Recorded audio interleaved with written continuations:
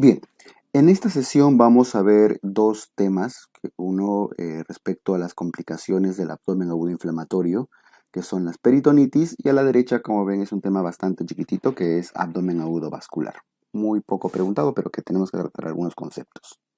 Bien, respecto a los tipos de peritonitis, ¿qué es una peritonitis? Es una irritación, es una inflamación del peritoneo, ¿no es cierto? Bien, hasta ahora en las clases de apendicitis, colecistitis, diverticulitis, estamos hablando de peritonitis como la acumulación de pus, pero no necesariamente. Las peritonitis pueden ser purulentas, pueden ser fecaloideas, pueden ser por contenido urinario, la sangre puede generar peritonitis. De hecho, los líquidos que más suelen generar, que más irritación al peritoneo, pueden generar, aquí arriba lo voy a poner, los más severos, las peritonitis más severas son ocasionadas por los jugos gástricos, intestinales, pancreáticos, ¿ya? El ácido clorhídrico, las enzimas proteolíticas del páncreas, etcétera, sí son los que más severidad de peritonitis ocasionan, ¿ok? Bien, ahora, em, hay diferentes tipos de peritonitis, como ven acá. Estamos viendo las peritonitis primaria, las peritonitis secundarias, las peritonitis terciarias. ¿Ok? ¿En qué se diferencian? Lo voy a escribir de otro color para que no genere confusión. Las peritonitis primarias, su propio nombre lo dice, ¿qué características tiene? Es aquella que se origina en la propia cavidad peritoneal. Es la que a veces se le llama espontánea, o sea, nace, digamos, de la nada. Por supuesto que no es de la nada, ¿no? No es algo tiene que haber sucedido, pero no es una perforación visceral la que ocasiona esta peritonitis. No hay perforación visceral. La peritonitis se origina por alguna diseminación bacteriana, pero que no viene de una víscera. A veces viene de la sangre, a veces viene por contigüidad, a veces viene porque se clavó una aguja en el peritoneo, ya sea para una diálisis o algún otro motivo, pero no es por perforación visceral. Suele ser monogermen, un solo germen el que lo afecta. Y este germen suele ser streptococo. A veces pueden ser estafilococos o, en todo caso, Escherichia coli. Los E. coli, de hecho, son muy frecuentes cuando se trata de una peritonitis por cirrosis, por ejemplo. En insuficiencia renal, en cirrosis, E. coli suele ser uno de los gérmenes más comunes que afectan que generan peritonitis. O, en todo caso, los estreptococos, ¿no? Muy bien, ahora, el manejo de elección de estas peritonitis suele ser manejo antibiótico. No necesitan cirugía. Aquí hay que dar la dosis y el fármaco adecuado a la dosis adecuada y en el momento oportuno. ¿Ok? Listo, entonces conceptos claves de peritonitis primaria: no hay perforación visceral, suele ser un solo germen, E. coli o estreptococos, y es de manejo antibiótico. Bien, la peritonitis secundaria voy a cambiar de color nuevamente. La secundaria, sí, su nombre también lo aclara, es secundario a algo y suelen ser secundarios a perforaciones viscerales. Alguna víscera se perfora. ¿Y qué víscera se perfora? La víscera que más se perfora ya sabemos que es el apéndice. La apendicitis suele ser la patología que suele generar más peritonitis secundaria en sus complicaciones. Ahora, puede ser diverticulitis, puede ser colecistitis, puede ser una perforación del estómago, puede ser una perforación vesicular, o sea, en general de cualquier víscera hueca. Bien, y cuando se perfora una víscera, no es un solo germen el que sale, suelen ser polibacterianas. ¿Y cuál es el tratamiento de ese tipo de peritonitis? La mayoría de veces suele ser de tratamiento quirúrgico, cirugía. Bien, listo. Las peritonitis terciarias son aquellas, cualquiera de las dos anteriores, puede ser una primaria o una secundaria, cualquiera de las dos anteriores, pero que es recurrente o resistente al tratamiento.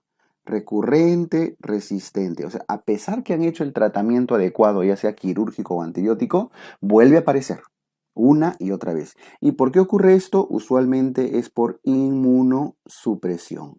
¿Y qué cosa suele afectar a los inmunosuprimidos? Ya saben que suelen ser hongos, infecciones fúngicas. ¿Ok? Listo. Entonces, conclusión. Peritonitis primaria, voy a resaltar de un color amarillo, le voy a poner, aunque los amarillos están para las preguntas que han venido, pero para que quede claro. Suele ser monogermen, manejo antibiótico. La secundaria suele ser polibacteriana y es de manejo quirúrgico. Y la terciaria suele ser de inmunosuprimido. Son los datitos clave que tienen que acordarse en los diferentes tipos de peritonitis. Ahora, entre los tres tipos de peritonitis, ¿cuál es la más frecuente? De lejos la secundaria. ¿Y secundaria a qué? Secundaria a apendicitis aguda. Suele ser la más común. Bien, listo. Y ya sabemos cuál es el tratamiento de estas peritonitis, ¿no? Lavado, drenaje, dependiendo de la situación, y por supuesto extirpar el apéndice, el divertículo, la vesícula, lo que esté generando esta peritonitis. Muy bien. Ahora, estas peritonitis secundarias, que suelen ser acumulaciones de pus usualmente, se operan, pero aún a pesar de la cirugía suelen quedar con frecuencia abscesos residuales.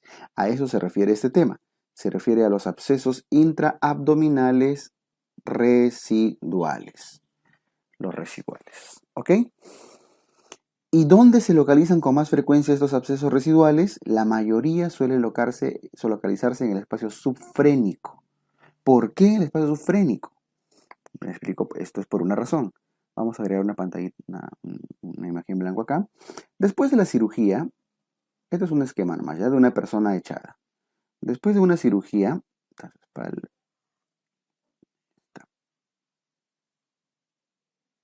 ya digamos que es una persona echada, así nos ubicamos, ¿no? Por aquí está su diafragma, está de costadito, por aquí está su pulmón, por acá está su hígado y por acá está su riñón, ¿cierto? Y si es una chica, por acá está su útero. ¿Ya? Nos ubicamos en esto. En el posoperatorio, la persona está en decúbito dorsal, está echada. Y cuando una persona está echada en decúbito dorsal, los líquidos suelen acumularse en los puntos más inferiores y por gravedad van descendiendo a los puntos eh, más distales, más inferiores. En este caso, el punto más inferior es este de acá. Este repliegue de peritoneo, el espacio entre el diafragma y el hígado, entre el diafragma derecho y el hígado, por eso se llama espacio subfrénico. Ahí se acumulan los líquidos purulentos, ya sea en la misma peritonitis o incluso ya sea después de la cirugía, porque por el lavado peritoneal todo se disemina y aquí suelen acumularse los líquidos. Otro lugar común es acá, entre el hígado y el riñón derecho, el espacio de Morrison. Y otro lugar es acá, detrás de la zona uterina, que en las chicas es el espacio de Douglas. Tanto Morrison como Douglas están a un nivel superior por encima del espacio subfrénico que está por debajo del diafragma. Esta es la zona de más acumulación. Puede que el problema haya sido apendicular, digamos acá, o diverticular, o vesicular. En cualquier situación, si es una peritonitis, suele acumularse en esa zona, en la zona más baja, por el declive. Bien, por eso, sea cual fuera el tipo de peritonitis, la localización más común de estos abscesos suele ser la localización subfrénica, debajo del diafragma. Otros lugares como está acá, Morrison, Douglas. ¿Y cuál es la causa más común de estas peritonitis? De estos abscesos suele ser la peritonitis previa, en este caso por apendicitis aguda. Entonces, ¿por qué se forman abscesos residuales intraabdominales en la zona subfrénica? Generalmente por apendicitis. Y al revés, podemos hacerlo al revés también. ¿Dónde se localizan los abscesos más residuales más frecuentes de la apendicitis? En la zona subfrénica. Bien, listo. Como todo absceso, el estudio se realiza con tomografía, con TAC. Y el tratamiento debe ser drenaje. Tomografía y se drena. Ahora, el drenaje es, por supuesto, si es que el absceso es grande y hay una ventana apropiada, adecuada para poder drenar, ¿no? Pero en general, si la pregunta es directa, ¿cuál es el tratamiento? Drenar. Y el estudio de elección, las tomografías. Muy bien. Eso respecto a las peritonitis y los abscesos intraabdominales. Vamos ahora a algunas complicaciones comunes posteriores a la cirugía. Luego vamos a ver los tipos de heridas, limpias contaminadas, la formación de los abscesos y esto en otro tema. Pero aquí es solo en general las complicaciones postoperatorias comunes. Estamos hablando algunas complicaciones, sobre todo de la herida operatoria, ¿no? El primer y el segundo día es muy común la formación de seromas y hematomas. Hematomas ya sabemos que es la acumulación de sangre y seroma, acumulación de contenido linfático. No es de contenido seroso, es linfático. De hecho, los hematomas suelen ocurrir el primer día y los seromas suelen ocurrir el segundo día con más frecuencia. Casi siempre se les escribe juntos, pero las veces que han preguntado ese tema en algún otro examen, siempre hay que tener claro que el hematoma es día 1 y el seroma es día 2. Bien. Las dehiscencias, eventraciones, las rupturas de las suturas, las rupturas de las heridas, las rupturas de las anastomosis en general ocurren a partir del cuarto, quinto día.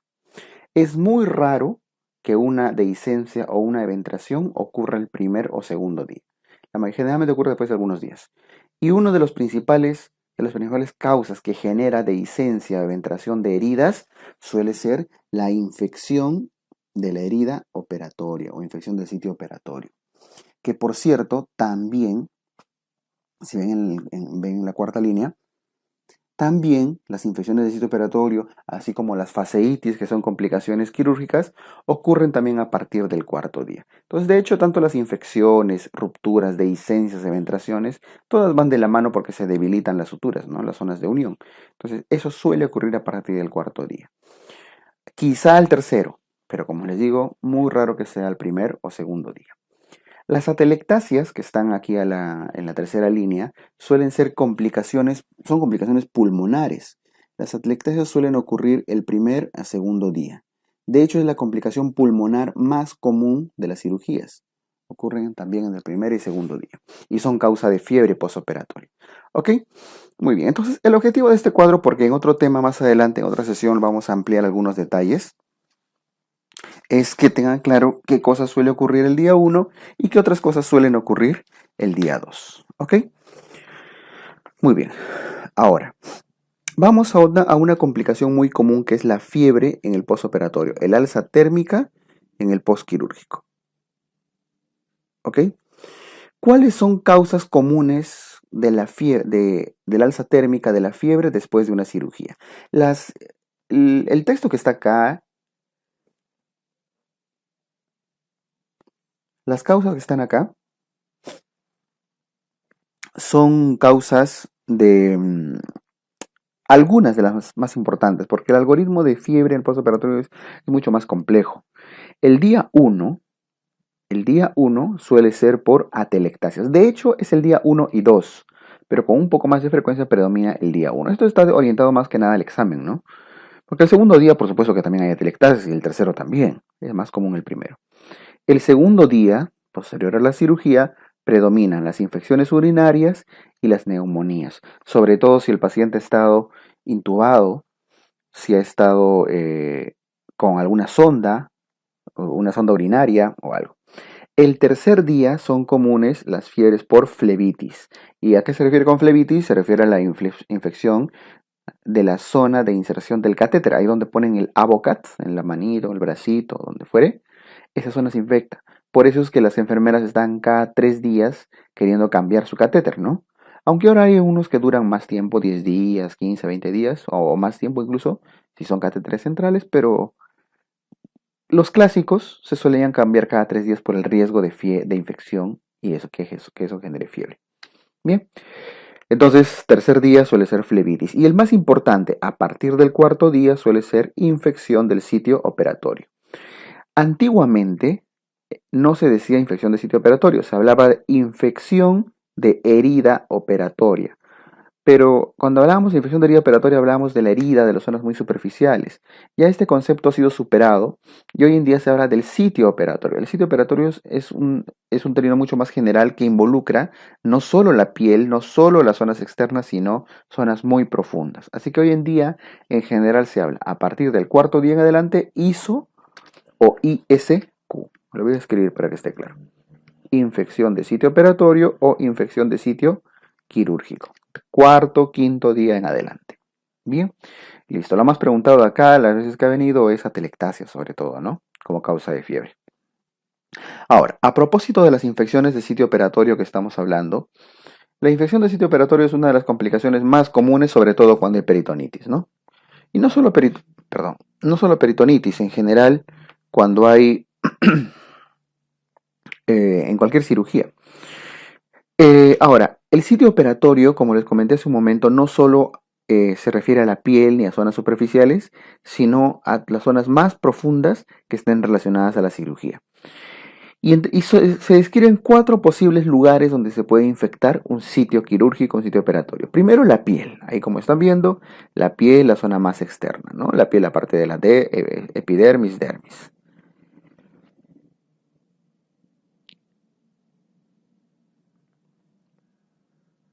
Luego viene la zona de la grasita, el tejido celular subcutáneo. Debajo del tejido celular subcutáneo vienen las fases de K, ya una vez que pasamos las fases de Kahn, periscarpa y demás, viene ya las aponeurosis y el músculo. Los músculos no olviden que están cubiertos tanto por fuera como por dentro por aponeurosis, vainas aponeuróticas. Entonces, cuando se forma un absceso una infección en esta zona que podría convertirse en un absceso, se llama infección de tejidos blandos profundos, así se le describe. Cuando vean la palabra tejidos blandos profundos, se refiere a fascias, zonas faciales y zonas musculares. Entonces, piel, tejido celular subcutáneo, tejidos blandos profundos. Y si la infección está más adentro que la última aponeurosis, estamos ya en las zonas de órganos, en los lechos quirúrgicos. Eso se llama infección de órgano o espacio. Esos son términos que ya están consensuados en general en el mundo. Así que no los vayan a cambiar. Tejidos blandos profundos, músculos, aponeurosis, órgano, espacio, se refiere ya a las zonas viscerales. De hecho, los abscesos subfrénicos que estamos viendo acá sería un tipo de ISO de órgano o espacio. ¿Ya? Ahora, entre todas estas zonas, piel, dermis, tejido celular subcutáneo, tejidos blandos, etcétera, ¿cuál es la zona que con más frecuencia se infecta? La zona de más ISOs es el tejido celular subcutáneo, independientemente del tipo de operación, sea complicada o no complicada, con peritonitis, sin peritonitis, el lugar donde podría infectarse esa herida es ahí principalmente. De hecho, que cuanto más más probabilidad de peritonitis ha habido, el riesgo de infección es mucho mayor. ¿Ya? Listo, eso es pregunta examen. ¿Ah? Listo, chicos, con esto terminamos la parte de abdomen agudo inflamatorio, que hemos empezado desde la apendicitis y estamos terminando en las peritonitis y los diferentes tipos de complicaciones que pueden generar, ¿no? Ahora, vamos a un tema corto, chiquito, menor, que es poco o nada preguntado, como les dije al inicio, pero sí hay que conocerlo, ya no es difícil. Se refiere al abdomen agudo vascular. ¿Qué significa abdomen agudo vascular? Abdomen agudo se refiere a un dolor, ¿no? Un dolor agudo. ¿Y por qué vascular? Porque la causa de este dolor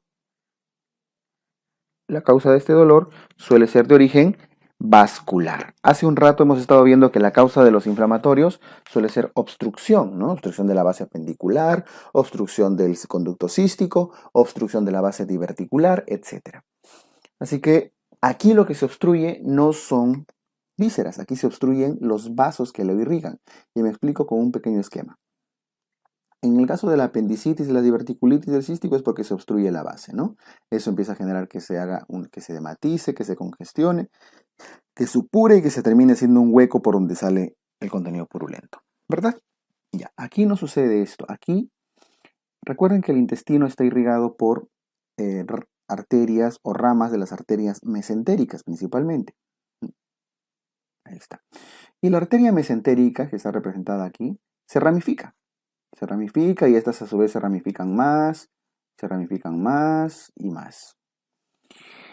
Cuando se obstruye alguna de estas ramitas, por ejemplo, se obstruye acá, ya sea por un trombo, un émbolo, algo, el segmento de intestino que estaba irrigado por esta zona se hace isquémico.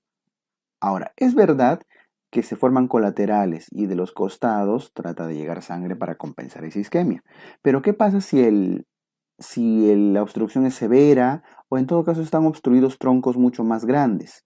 Se genera un bloqueo total de todo este segmento intestinal con mayor dificultad de generar isquemia, ¿no? De generar, perdón, colaterales. Entonces, hace isquemia, se necrosa el órgano y ¿qué le pasaba a un órgano necrosado? Se empezaba a perforar. Y al perforarse sale en toda la flora y eso genera una peritonitis. Todo el problema nació con una obstrucción de los vasos que irrigan ese segmento intestinal. Bien, a eso se refiere el abdomen agudo vascular, a la isquemia de los intestinos por obstrucción vascular. Ya, si eso está claro, vamos a ver qué tipos de isquemias hay. Hay isquemias agudas del intestino delgado y hay isquemias agudas del intestino grueso. A las isquemias del intestino delgado, por consenso, en el mundo se le llama isquemias mesentéricas. Pero ustedes dirán, pero si isquemia, ¿por qué isquemia mesentérica solo al del intestino delgado si la arteria mesentérica irriga al intestino delgado y al intestino grueso? Es un consenso. ¿Ya? Cuando vean isquemia mesentérica, lo más probable es que se esté refiriendo al intestino delgado. Y abajo, a la isquemia del intestino grueso, ¿cómo se le llama? Se le suele llamar colitis isquémica. Colitis. Genera una inflamación del colon con isquemia, con su isquemia respectiva. De entre los dos, ¿cuál es más frecuente? De lejos le pongo 3 cruces. La más frecuente es la isquemia mesentérica del intestino delgado. Y abajo le pongo una cruz. La colitis isquémica es mucho menos frecuente. ¿Ok? Listo. Ahora, ¿cuál es la causa más frecuente de isquemia mesentérica? La causa más frecuente de isquemia mesentérica es la embolia arterial mesentérica. ¿Qué es eso? Son émbolos que se forman, que se diseminan por vía arterial y que nacen en el corazón, usualmente por antecedente cardiovascular, ya sea valvulopatías, por ejemplo, una estenosis mitral. Una estenosis mitral en la que las válvulas mitrales del corazón no se abren bien, en la diástole, en el llenado ventricular, hace que se formen émbolos en la aurícula y eso se dispara a la circulación sistémica en las sístoles, ¿verdad? Entonces, valvulopatías, cirugías vasculares, etcétera, valvuloplastías, hacen que se generen émbolos y esos émbolos viajan por el torrente sanguíneo hasta encontrar un lugar que obstruir. Bien, esa es la causa más frecuente de lejos, de lejos, de lejos. Como si fuera un 99% y las de abajo, trombosis arteriales, trombosis venosas, 1%. Muy poco frecuente. La mayoría son embolias arteriales. ¿Y cuál es la clínica? Usualmente es dolor abdominal súbito, de un momento a otro. De hecho, cuando les van a poner esta pregunta, casi siempre le dicen, paciente con antecedente de cirugía cardiovascular, actualmente cursa con dolor abdominal súbito. Ya no tienen nada más que pensar. ¿Qué es eso? Es una isquemia mesentérica o una embolia arterial mesentérica. Bien. Para confirmar el diagnóstico, suele requerir angiotomografía. Y el tratamiento va a depender del grado de isquemia, ¿no? Si está muy necrosado, seguramente va a tener que ser quirúrgico para resecar todo ese intestino. Bien. Ahora, esta isquemia mesentérica suele ser causante de intestino corto. O sea, cuando se obstruye un segmento, un tronco muy grande de arteria mesentérica, no una ramita, sino el tronco principal a veces, genera isquemia de casi todo el intestino delgado o todo el intestino delgado, incluso parte del intestino grueso, porque es toda la zona irrigada por esta arteria, ¿verdad? Pudiendo perderlo todo, lo cual es incompatible con la vida y eso se llama síndrome de intestino corto. ¿Ok? Listo. Entonces, cerrado. Causa más frecuente de isquemias del intestino delgado, las embolias arteriales mesentéricas. Vamos abajo. La isquemia del intestino grueso, las colitis isquémicas, ya también son más comunes, específicamente en el ángulo esplénico. ¿Por qué en el ángulo esplénico el colon? Porque, por una razón. El colon, una representación del colon, su apéndice. Ya, el colon se irriga por la arteria cólica derecha, cólica media, ¿no es cierto? Que son ramas de la mesentérica superior. Y se irriga también por la cólica izquierda, la sigmoidea y la rectal superior, que son ramas de la mesentérica inferior. La mesentérica superior y mesentérica inferior. Ahora, una de las zonas menos irrigadas, aquí está la ileocólica incluso, ¿no? Una de las zonas menos irrigadas es esta de acá, porque ni la mesentérica superior ni la mesentérica inferior se ponen de acuerdo bien en quién las irriga y a veces la abandonan. Entonces, para irrigar esta zona se necesita un arco anastomótico entre la mesentérica superior y la mesentérica inferior. Ese arco se llama el arco de Riolano, que tiene una irrigación también medio primitiva. Ahora, cuando hay situaciones de shock en el cual hay vasoconstricción para compensar, para redistribuir el volumen sanguíneo, es decir, cuando hay shock, el cuerpo dice hay que salvar el cerebro y el corazón, ¿no es cierto? Y algunas vísceras más importantes. Entonces, a la mayoría de vísceras, incluyendo la vesícula, este de acá y demás, hacen vasoconstricción. Y como el arco de Riolano es un arco anastomótico muy primitivo, muy delgadito, de poco calibre, colapsa con mucha facilidad. Y al colapsar, deja de irrigar esta zona y hace isquemia. Por eso decimos que el ángulo esplénico y el lado izquierdo en general es una de las zonas más afectadas por las colitis isquémicas, ¿ya? Por eso dice ángulo esplénico. ¿Y a qué está asociado? Lo acabamos de decir, al shock, al politraumatismo. ¿Por qué politraumatismo? Por el shock que este genera, ¿no? Por las pérdidas de volumen importantes. ¿Y cómo se manifiesta? Aquí no hay antecedente cardiovascular. Aquí lo que hay, bueno, o sea, específicamente lo que hay es un shock. Y también es un dolor súbito, pero usualmente confinado al hipocondrio izquierdo y al flanco izquierdo, porque ya hemos dicho que es la zona más afectada. Entonces, y esto, al estar tan cerca de la zona rectal, genera bastante evidencia de posiciones diarreicas y sanguinolentas, parecido a la intususcepción de los niños, ¿no? Listo. Entonces, cerramos. ¿Cuál es la conclusión de este cuadrito? Que la isquemia del intestino delgado es más común y está asociada a embolia arterial por antecedente cardiovascular. Y la isquemia del intestino grueso está asociado, genera dolor súbito en el lado izquierdo y está asociado a shock y politraumatismo, con más frecuencia en el ángulo esplénico. Muy bien. Esas son las isquemias más comunes. Y ya una isquemia un poquito menos frecuente o bastante menos frecuente se refiere a las isquemias y a los infartos de vísceras sólidas, de las cuales solamente quiero mencionar que la víscera más frecuentemente afectada es el vaso, más que el hígado. Y esto por una razón, ¿ah? Porque el vaso solamente tiene un canal de irrigación. Más que rojos, los infartos rojos suele sufrir el hígado. Lo que el vaso sufre son infartos blancos, anémicos, ¿ya? Y el hígado suele sufrir infartos rojos. Ahorita explico eso. Bueno, entre los dos que vísceras se infarta más, el vaso. Porque el vaso solamente está irrigado por arteria esplénica. En cambio, el hígado está irrigado por dos canales, la arteria hepática y la vena porta. La vena porta también le lleva bastante sangre al hígado. Entonces, es muy difícil que el hígado se infarte porque tiene doble sistema de ingreso de sangre. El vaso es más frecuente, ¿ya?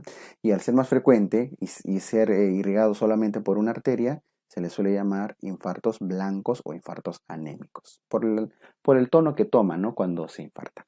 ¿Ok? Listo, pero eso es menos frecuente. Lo que tienen que recordar acá es sobre todo la parte de arriba de isquemias mesentéricas.